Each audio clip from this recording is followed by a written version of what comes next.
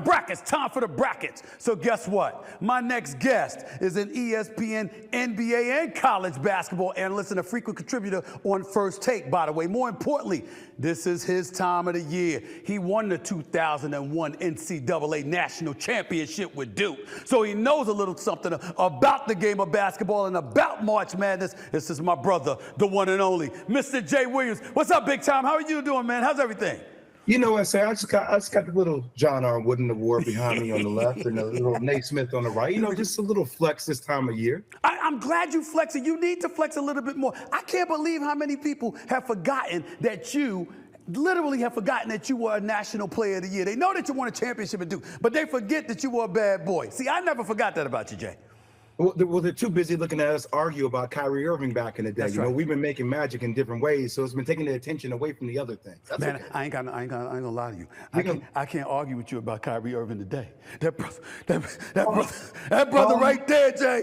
Jay, I can't say anything. I'm glad we're back to basketball, though. I mean, Right. You were right. When it's basketball, it's magical.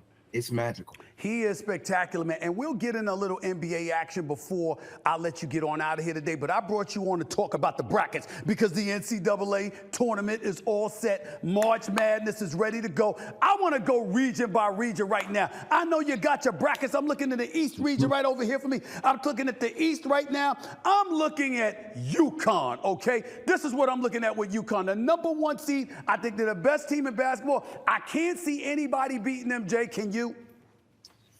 You know, Illinois or Iowa State might be the only ones to really give them issues. Like Auburn to be there, I don't think Auburn's guards are good enough at the end of the day to compete with the likes of the UConn's guards. Like UConn's guards, Tristan Newton and Cam Spencer are at different levels, right? Okay. But when you get to the bottom half of the bracket, the only thing that would hold up Iowa State is their inability to score at the same clip that UConn can. And Iowa State is a great defensive team. UConn is the most complete team. But yes, I have UConn coming out of the East region. I think it's safe to say that Dan Hurley is a different breed of an animal, Right. And that DNA has been passed down to all of his players. They are built differently. I got to come out of the It's East. two things on my mind about Iowa State, though. #1, their defense is elite. Yes, they have difficult time scoring at times, but they can certainly shut you down and make the game ugly and interesting because they can really neutralize you offensively better than most teams in college basketball can do. The other side to it is that Houston rolled up in there this past weekend in their tournament. They were one of the top teams in the nation. They were 30-3, 3 consecutive seasons, winning 30 or more games. They didn't lose to Iowa State. They got their ass kicked. They were down by 30, lost by 28. Did that give you cause to pause when it comes to Iowa State being in the same region as UConn or anybody else? I mean, that was a can of whoop ass, I say. Yeah. Like, I've been on #1 seeds before. Like all this stuff, like we lost some games, but we ain't losing by 30. Right. We lost by 2, by 4, by single digits, Right. barely at that. But by 30, that gives me that's some value in Iowa State. So that's the reason. But you know, one of the things that confused everybody talks about the Big 12. All you hear about this tournament is how good the Big 12 is. But none of these guys played crazy non-conference schedules because their in-conference schedule is so crazy, which everybody gives reason to. But so a lot of these teams really haven't been tested outside of the conference. But I think Iowa State will be the one team that could be a sleeper or not. It can give UConn some issue, but I still have UConn going. Okay, I want to go to the South region right now. I want to look at the South because right now I'm thinking about the teams that I saw in that region. Here's the South region right here. You got Houston as a #1 seed, Marquette as a #2 seed, who UConn had their way with on at least 2 to 3 occasions this coming season. But my pick out of the South region, Jay Williams, you ready for this? Texas A&M. I think they got a shot. To the 4? Wow, to the 4? I'm going to the 4 because I've lost all faith in Houston, and I'm looking at the rest of this region. Am I supposed to pick Nebraska? No. I don't believe in Duke. You don't believe in Duke either. I don't believe in Duke. There you go. And you went to Duke. You went to Duke, started Duke, delivered a national championship to Duke. I know Mike Krzyzewski, there's supposed to be a drop-off when he disappears, Jay, but damn, I just don't see it. We don't got that shit to us, S.A. We don't. Something's missing. I don't know what it is. You are built like a dog. You and I know dogs. We know people that just keep coming regardless of whatever you do. They don't care. They are built like trucks. Right. And for some reason, when I watch Duke, they're talented. I just don't feel like they're built like trucks. They're missing that. And that's what kills me about the whole situation. How could that be, though, coming from the pedigree they come from? You, Bobby Hurley, Christian Laettner, Grant Hill. I mean, my Lord, how do you get? I don't recognize this Duke team. I just think something's really missing. You really, really don't know what it is? You keep pounding your chest like it's something inside that chest that's missing. Is that what it is? I mean, that's what keeps your heart beating. I see the new studios. I see the work ethic. You see me trying to mirror it in my own way. That's where you and I have a bond. We're both built like that. Right. And when it takes one to know one, essay. Okay. Like when you're on the court and you're watching these dudes, hold on. They just got their tails whooped by North Carolina at home. Yeah. At home. Like when you lose a game at Duke to North Carolina, it's like there's a death in the family. That's right. And then to see them come out against NC State, and all love to NC State for those boys, DJ Burns could be one of the stars in the NCAA tournament. Right. They were beating them to 50-50 balls. Like it was light work. Like that's problematic to me. That makes me concerned about your heart and your character going into the tournament. It does. And that's where I go to Texas A&M. I've seen them play a little bit this year, and I'm saying to myself, they got some potential, and they got I definitely think somebody gonna knock off Houston. I believe it'll be them. I like Marquette, but I saw them get beat up too much against UConn. I know it was against the best team in the nation, but if you get punched in the face enough, you ultimately get punch drunk, and I think that potentially could happen to Marquette, even though I'm a fan of Shaka Smart. I'm just looking at it from that standpoint. Do you believe Texas A&M can come out of that region? I think they have a legitimate chance. I mean, one of the reasons we were talking about this today on your show, First Take, that I love them is that they are the best offensive rebounding team in the country. By the way, that's how Houston scores. Got it. Houston's best shot is their offensive rebound, right? But I think that Texas A&M is a little bit bigger. Now, Jamal Shedd for Houston, he's a dog defensively. But Wade Taylor, man, that dude can score against the best of them in the nation. The smaller guard, him and Tyrese Radford, two guys that are used to getting their shots off, and they beat Kentucky. They beat some of the top teams in the SEC, which to me, if you can do that, you can beat anybody in the nation. What about Kentucky? Let's stay there for a quick second here. How are you feeling about Kentucky, considering what they've been through this year? You heard me arguing with Coach Greenberg earlier this morning on First Take on ESPN. He brings up Calipari, who I love dearly. I love Calipari. We go back many years. I was covering Temple with John Chaney as the coach in the 90s when Calipari was at UMass with Lou Rowe and Mike Williams and Marcus Camby and these boys. I know what a great coach Calipari is, but 32 years and one national championship. What am I supposed to say about that? I mean, it's the one thing that keeps him from in the levels of immortality and into the pantheon of coaches. And Big Blue Nation, trust me, you know I'm on social media all the time. They are calling for this man's job. I don't believe his job is at jeopardy at all. Yeah, I don't believe it should be either. I don't believe it should be either. But that's where the fan base is trying to take it. But I will tell you this. They got Rob Dillingham, which you can check him out on YouTube. He's a YouTube highlight show. And they got Reed Shepherd that's going to be a top 5 pick in this upcoming NBA draft. They coming off the bench, Stephen A. They're coming off the bench. Wow. Like, this is the most loaded team he's had in a long time. And this region, by the way, we talked about the chaos up top. When you got Texas A&M coming out, like, there ain't no reason Kentucky should not be coming out of this bracket. They should be coming out of the South region. That's it. I got it. Let me transition to the Midwest region right now because Purdue is the #1 seed. Tennessee is a #2 seed. Okay, Creighton is a #3 seed. Your 4th seed is Kansas with Bill Self and the crew. Got some injuries they got to deal with. 5th is Gonzaga. I'm looking at the Midwest. I think this is, I don't want to say a cakewalk. It's college basketball. But with Purdue and how loaded they are and with the victories they've had this year, you should be coming out of this region if you're Purdue. Your thoughts? I was shocked at you today on your show, man. Why? Because usually, like, if I drop a little nugget, you sense it and it blows up into a larger conversation. So you didn't find anything interesting about what I said, that as a guy who snuck one Player of the Year award in 2001 and then won them all in 2002. If you were talking about Jay Williams of Duke and I had not been out of the first weekend of the damn NCAA tournament as the back-to-back National Player of the Year, would you not give me any grief for that, Stephen A. Smith? I would. I'll give you major grief. No doubt. That's where we're at with Zach Edey. He's 7'4". People keep calling him the best player in basketball. I actually think the best player in basketball is the guy playing for Tennessee, Dalton Connect, that's going to be a top 5 pick in the draft. But if Zach Edey doesn't get out of the first round, doesn't get to the Final Four, his legacy will be that as back-to-back National Player of the Year, they got him beat by a 16 seed, a 15 seed, and a 13 seed, and not out of the first weekend of the tournament. Can I say something to you publicly? I have not uttered this publicly. on First Take, on this show, on radio, anywhere that I've been. I've never been a big fan of Edie.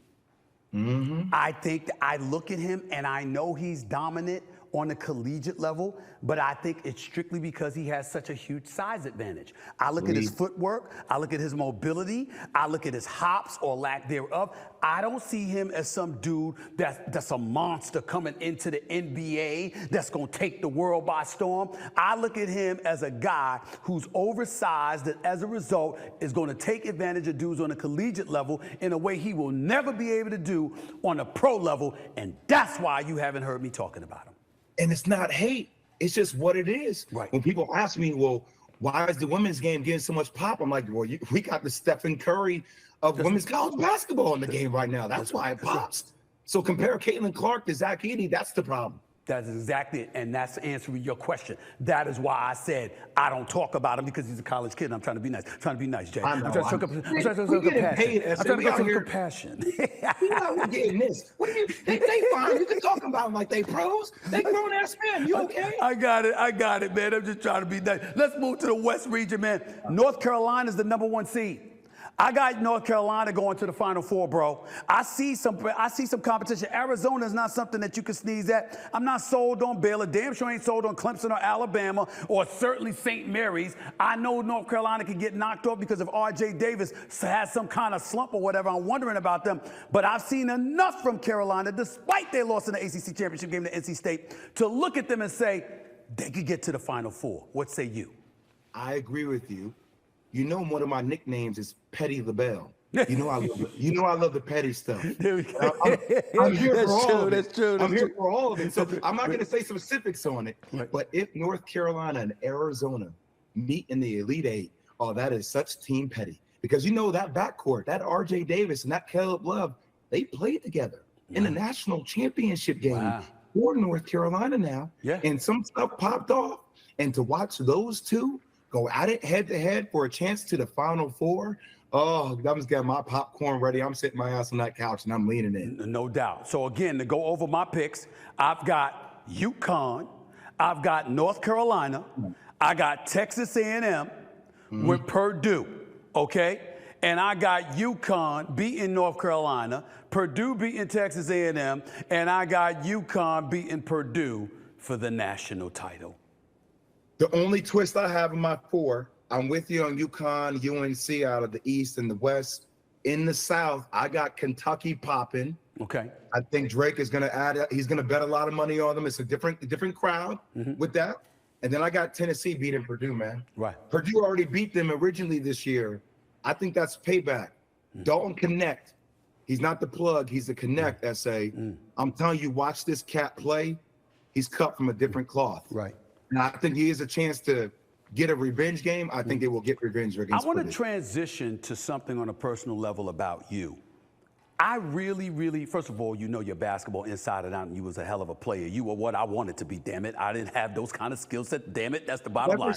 But I got to tell you this. I think the college basketball game has needed you. I think that when we look at college basketball, we've seen the women getting more shine. LSU, South Carolina nearly gotten into it. Now they could have the potential in women's basketball to meet for the national championship. Caitlin Clark is the Steph Curry of the sport. We know what she brings to the table, how box office she is. We haven't seen that in the men's game, and everybody's been talking about the players who are bypassing college. You know, guys coming over from Europe, they're going straight to the pros. Guys going to the NBA, willing to go to the G League, et cetera, et cetera. Yes, that's hurt. But I also think somebody like you is needed because, like you just pointed out with Edie, you're going to hold cats accountable. Not to say that other great college basketball analysts don't do that, but I think the game needs you, and I think it's great that the game has you. How much have you enjoyed covering college basketball and calling college basketball the way that you used to before you transitioned to the NBA? Well, I'll tell you, doing your show and rocking out with you guys over the last several years, I think I've came more into myself just about being unapologetically me. You and I used to have talks about this all the time, right? And rocking with Key and the relationship him and I built. Keyshawn Johnson, Yeah, Keyshawn. I think it helps me because at the end of the day, I just want to talk ball. And as you know this, either you can hoop or you can't hoop. Correct. And just because you might be good in college, don't mean you're going to be good in the pros. And that's okay. we can delineate between the two. But just being honest about raw feedback as a former player, that sometimes you need to get into the gritty and just go get it. That's who I want to bring to life on the television set. Do you believe that you're able, like it's one thing to talk to NBA players who get what you were and what you did on the basketball court, and they can appreciate that before you had the motorcycle accident injury, and that basically derailed your pro career. But as a collegiate player, there's no denying how elite you were and all the awards that you won. When you go and talk to these college basketball players, do they get that? Do they understand who's standing before them, who's sitting there talking to them about their games and how to improve it, how to work on it, and what it's going to take to get to the next level? Do you get the point? Do you get the impression that in this day and age, they get that from you? I think they get it because they see me on TV, but when they really get it is when I sit down with them, I start asking them questions, right? So I'm like, okay, how many points have you dropped in 3 years? They're like, oh, 1,700. I'm like, that's cool. I dropped 2,093. How many times have you won an ACC championship? 1. Okay, I won it 3. How many times have you been the Final Four MVP? Okay, I got it once. I national champ. How many times have you been Player of the Year? Well, I'm 2-time National Player of the Year. So I often think that sometimes it's okay to say what your background is. Right. Like when I hear it, it's okay to remind people what it was, and that's fine. I'm all for it. But I'm asking you, are they receiving it? I know you say it and you feel the need to tell it to, but based on your years in this business of covering the sport, both collegiately and on a professional level, talking to athletes the way that you talk to them, today's generation of collegiate athletes, how receptive are they to those messages? I think they're open because I'm willing to criticize and critique myself. I mean, it's the same as you. Like, they'll trust it. We all learn and we take notes. Yeah. Like, there are times I can mess up. I can hold myself accountable. Like, I'll apologize for a mistake. I'll own it. I'll also say things like, look, I think Caitlin Clark is great to a degree, but we define greatness by championships. Individual greatness is different than how we deem champions. Right. Like, there are levels to greatness. And even though it's hard, it ain't for everybody. It takes elements of luck. But that's what we talk about in the status of the Pantheon. So I just see it differently. Some people are going to like it, some people aren't, but it is what it is. Is that one of the reasons that you get Kyrie Irving in the ways that most of us haven't? I'm saying that complimentary because I got to sit up here and acknowledge, listen, I've had my differences with Kyrie Irving, but I've consistently always wanted that brother on the court. I want him on the court doing what we've seen him do, and now that he's doing it, we got Luka damn near averaging 35-point triple-doubles over the course of a couple of months. And quietly, Kyrie Irving's averaging 25.4 points, shoot 49% for the field, 41.5% from three-point range, 90% for the free throw line, and the Dallas Mavericks are creeping up in the standings, trying to make some noise, avoid the play-in, and could potentially make some noise this postseason. And we're talking about a Kyrie Irving, by the way, who put up forth his performance with the game-winning shot against Denver on Sunday afternoon. That's in the midst of Ramadan. He's not eating, he's not drinking, and he's on the court doing what we saw him do. I can't say enough about him. I got to give him his props. You always had a connection to some degree about who Kyrie Irving was, what he is, what he's capable of. What is it like for you to see him performing the way he has performed this year? I just never seen somebody have poetry with the rock the way he has, ever. And I'm a student. Like, I study old school players. Like, you know, Rod Strickland, the fact that that's his family. Like, the fact that he's taking Rod Strickland. And Stephen A., you watch Rod. Yeah. That's one of my boys. All of it. That's one of my boys. And he has that to, like, he's 3.0 of that. Yeah. I've never seen. I also think that for a guy like Kyrie, we want him to be the person in every aspect that he is as a player. And we all know it don't really work like that. Right. Like, there are levels of growth in so many different categories as you deal with fame, as you deal with attention, as you deal with what you thought you needed compared to what you need. So I think just understanding the growth trajectory of who he is as a young dude, like, I'm not saying I'm absolving him of everything. Like, Kyrie makes mistakes. Damn, we all make mistakes. I don't even mention him anymore. I want to move past. I want him to move past. I love just talking about his game. And guess what? Guess what the question is I got about Kyrie Irving now? And some people might look at it as a negative. I don't. It's a testament to his greatness. What if him and LeBron James had never separated? Oh, damn. Well, that's a growth. I mean, what if they had never separated? That goes to this. Whose team is Dallas's team? It's Luka's. Okay. So, like, that's what I'm saying. The growth, though, right? Like, when with LeBron, oh, I'm not the kid, I'm his equal. okay, KD, yeah, we're equal, but it's kind of mine. Now with Luka, you've seen the growth where it's like, yo, I'm just gonna do me. If I could be great, I just want to win the chip. It's different mindsets at different times in your career. What did you feel about Isaiah Thomas on Draymond Green's podcast when Isaiah Thomas said to Draymond, your legacy as a team, you with Steph, with Clay, was on the downslide because after Cleveland came back and beat y'all, you don't go out and get KD. In all likelihood, you don't win the championship again. Kyrie and LeBron would have had that. What do you say to that? He's right. Yeah.